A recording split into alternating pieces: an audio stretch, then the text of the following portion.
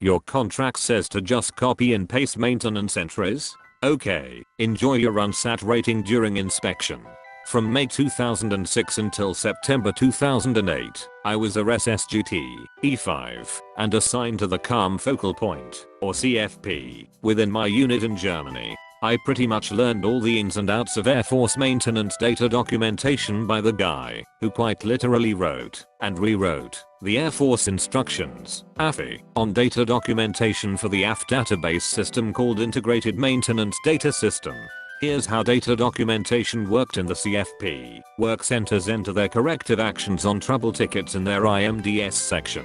CFP reviews the corrective action lines, summarizes their work, and then enters it in another section in IMDS. USAFE headquarters reviews the summarized entries in IMDS, and then briefs the USAFE General quarterly. If this sounds like double the work for us, it kinda is. But the way it was explained to me was, the reviewer at headquarters does not have time to review and decode what work centers put in for corrective actions. That's CFP job to summarize or simplify it so they can understand what is going on. The AFI made it very clear to summarize maintenance entries from work centers and do not copy and paste entries word for word. Sometimes I would review about 30 to 50 corrective action lines on one trouble ticket and sum it up as troubleshoot. Did not fix problem. Further troubleshooting required. I left Germany and the CFP in September 2008 and went back to a maintenance work center with my new unit in Turkey that same month. Now, the CFP in Turkey was ran by 2 civilian contractors with no military oversight or guidance. To make matters worse, these contractors were literally teaching themselves IMDS, and very wrongly, but they talked themselves up to the squadron leaders to make everyone think they were the best. I wasn't supposed to review their IMDS work because I was now in maintenance, but I was bored one day, and so I did. I was in for a shock. The contractors were literally copying and pasting all our corrective action lines.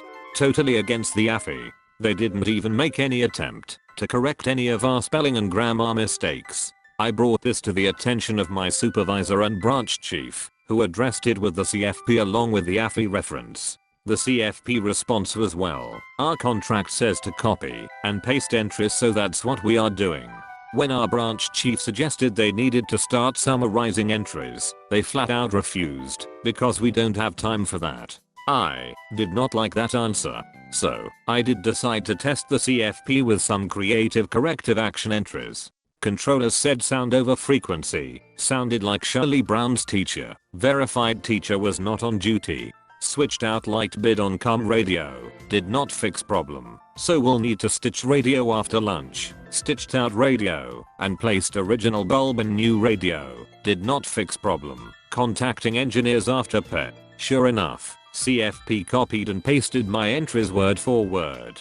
These and along with other creative entries were submitted into their summarized screen in IMDS. Again, these entries were going to be reviewed by someone in HQ. About a month or so of doing these entries, it was my final creative entry that really exposed their work. PMI completed with no issues. Does CFP even read these entries? That's when a really pissed off CFP contractor called my supervisor saying, what the hell is he doing? This is going to be seen by someone in headquarters. They're monitoring our entries. The captain is gonna hear about this. My supervisor wanted to write me up for my entry, but I calmly explained to him I was prior CFP and the contractors are doing their job wrong. Our entries are for an unit use only, which is why CFP is supposed to summarize the entries, not copy and paste. This sorta calmed my supervisor down, and he went to talk to the branch chief about the issue again. Before he could though, the shop received a phone call from the captain stating that CFP requested an urgent meeting with me, my supervisor, the branch chief, the section chief, and him to discuss my unprofessionalism on an official Air Force database at the squadron building. I never met the CFP contractors, so I was surprised when a Karen walked in calming. She is from CFP. She presented copies of the entries to everyone at the table and tried to act like the innocent party here just doing their job. CFP, you are very unprofessional. What were you thinking? Me, do you have any training records for IMDS? Or have you read the AFI reference for IMDS data documentation? CFP, we don't have to read the AFI. Besides, have you read it? Do you know data entry? Me, yes, I came from CFP in Germany. I have all the required training to perform CFP duties and know the AFI references for data documentation. CFP, well, we don't. We are teaching ourselves. And besides, our contract says to copy and paste entries. It doesn't state anything about following whatever AFI. Me, but copying and pasting goes against the AFI.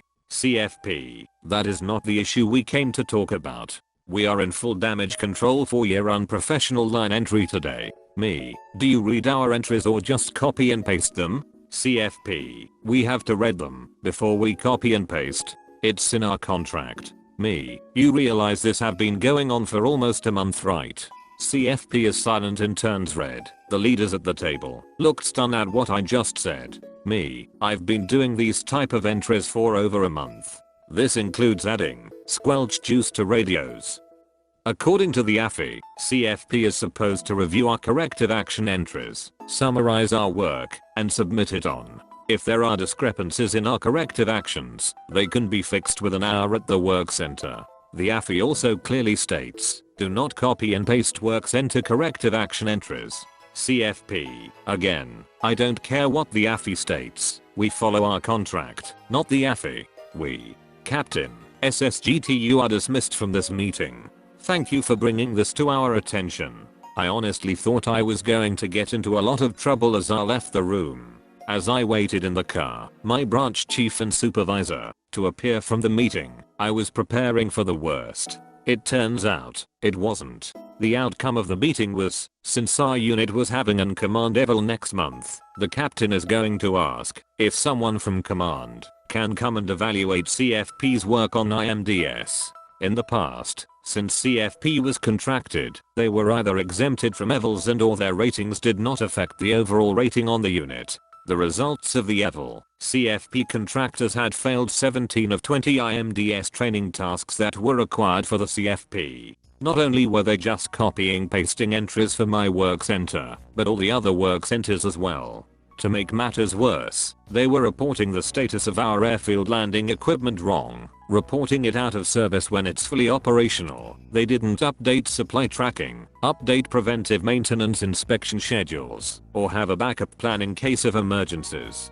The result was an unsat rating for their office, which resulted in an unsat rating for the unit. The evaluator's recommendation: have work centers do their own CFP IMDS duties for now on, or until CFP contractors have shown they are fully trained. So that's what started happening.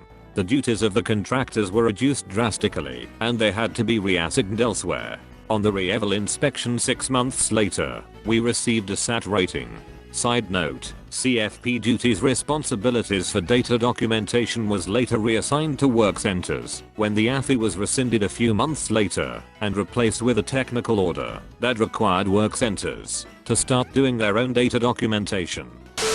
No promotion, malicious compliance. This goes on for a long while of preface before I get to the malicious compliance part below the dotted line. Sorry about that. I had an executive level management position over the programming department for an international manufacturing company with 10 people reporting to me and a budget of several $1 million a year. They began mistreating my people and I thought about maybe leaving.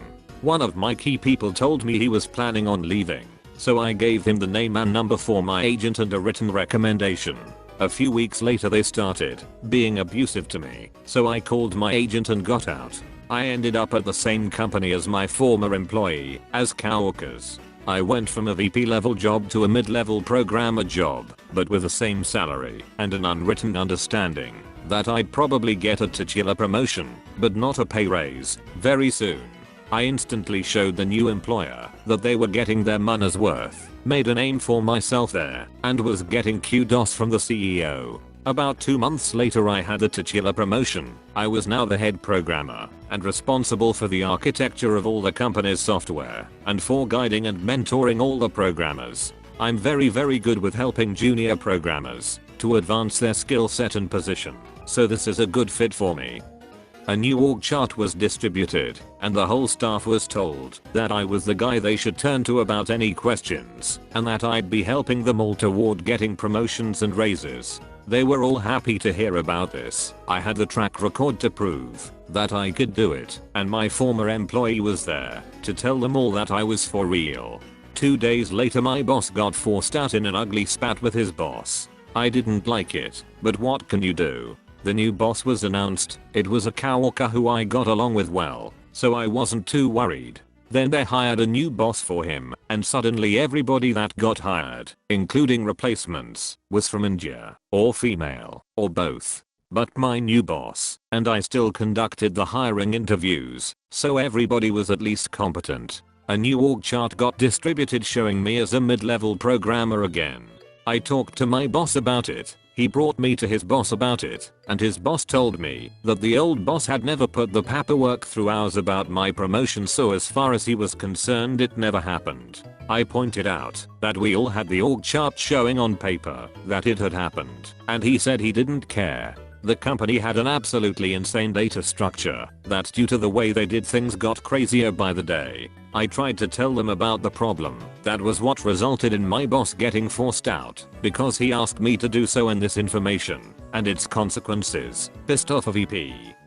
I would draw diagrams of the database internals in my notebook, and often they were the only documentation that existed, because when they tried to get a program to do it, it'd crash from the insanity of it all. My coworkers frequently asked me for copies from my notebooks so they could do their jobs. One day we had an interview for a new peer for me, and the candidate was an attractive young Dominican woman who shall remain nameless, but we'll call her Wendy. I had a list of several hundred technical questions, of which an average candidate would get asked about 15.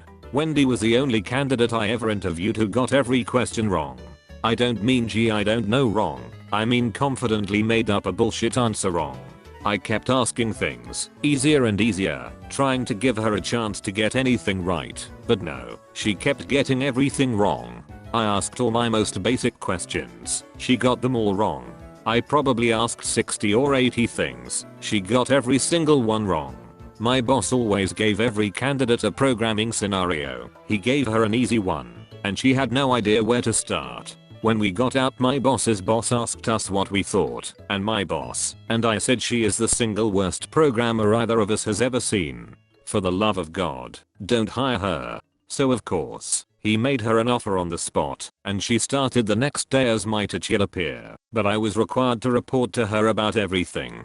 She was a real witch. She'd demand I had to do things her way, and told me I have 11 years of experience, so I know much better than you. While I thought, yeah bitch, I have 28 years of experience and I've seen your resume, and I've done this before, so I'm not listening to you. And she'd demand a way that I knew from experience didn't work, so I'd do it my way and I'd overhear her claiming credit for my work to my boss's boss. I eventually figured out that she delegated literally everything.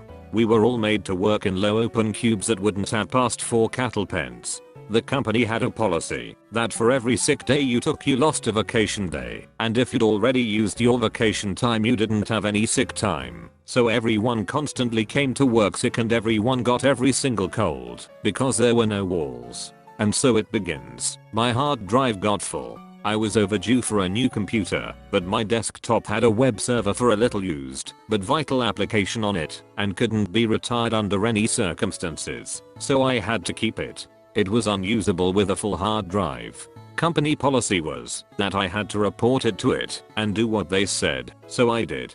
They told me what to do to make space, so I did. It took about 4 days, during which time I couldn't do anything. Wendy kept trying to get me to do all of her work, but I kept having to toss my hands in the air and say sorry, it's still making space as it said to do. Several days later it was usable again. Okay, it was usable within hours, but it took several days to do everything it said to do, and that was the policy, so I did it, but about once a week it would fill up again, and I'd have to spend half a day to a day making space again.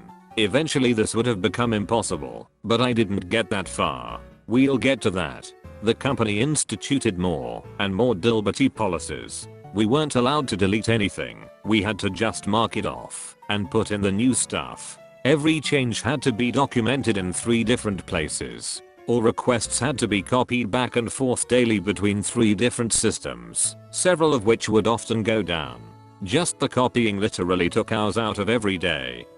Every step had to be approved in writing by 3 different people, one of whom was Wendy, one of whom was an arbitrary non-technical internal person, both of whom were inclined to say no to everything, sending me back to the beginning of the process. They also forced me to change my password every 6 days, and it had to be a complex, impossible to remember thing, and couldn't repeat or be too similar to anything I'd used before. For the first time in my life, I had to write my password down. I wrote it on the back of a receipt in my wallet. Then I became not allowed to talk to anyone outside my department. So every single time I had to get anyone to approve anything, I had to ask Wendy to ask them, and we'd play the telephone game for days, while the project languished on hold for something I could have resolved in a 2-minute phone call. Eventually it became so complex I had to make a flowchart of the process. It was a whole printed page of tiny boxes and arrows with fine print in the boxes, with one little tiny box in the middle labeled write code. It was all get this person to say what they want, and revise specifications for change, and copy everything from this program to this other program, and grovel before Wendy, again, to approve this or that. I showed it to my actual boss, and he said yeah, this looks right, but we've added 3 steps we'll announce tomorrow. I hadn't written any code, what I was employed for, in several weeks, and that was a 2-line change. Since then I'd spent all of my time doing their process, copying things around, begging Wendy to call this or that person and ask them this or that question for me, groveling for her to approve stuff, and trying to make space in my increasingly full hard drive. I was looking for new work and figured I'd just keep jumping through their hoops and getting nothing done, but letting them pay me for it until I found something. One Friday I left work, went home, got up the next morning, went to the hospital, and had a heart attack and 6 strokes. I'd gotten an illness, almost certainly but not provably at work, and it did me in. Nobody informed my employer for weeks. When I got home I got an email from my boss asking for my password, but I found that my family had cleaned all the receipts out of my wallet, and I'd had 6 strokes, so I couldn't remember much, so I had to tell him I didn't know. The company disability plan is still paying my income. While I was recovering they fired me. The secretary contacted me about where to send my stuff to me. I told him if he just put it in a box I'd come meet him in the lobby and get it. He told me that no, he'd send it to me. They'd told him to. I told him they might want to keep my notebooks since they didn't have anything personal anyway, and he said that no, they'd told him to send everything so he would. The next day 4 very large boxes arrived by FedEx, so he'd spent a fortune of their money sending it to me. I put them in the hall and didn't open them for about a year. When I did, I found very little in each box, but all of my notebooks, with all the database diagrams everybody else needed to do their work, were in the boxes. He'd even sent my pens and the origami from my desk. I really hope you guys enjoyed that story. Thanks for watching another Reddit readings video. May Karens be punished away, and may your revenge be ice cream, sweet and served cold. Like and subscribe to find money today. Binge watch your favorite subreddits from links in the bio. Okay, I'm done now, good day.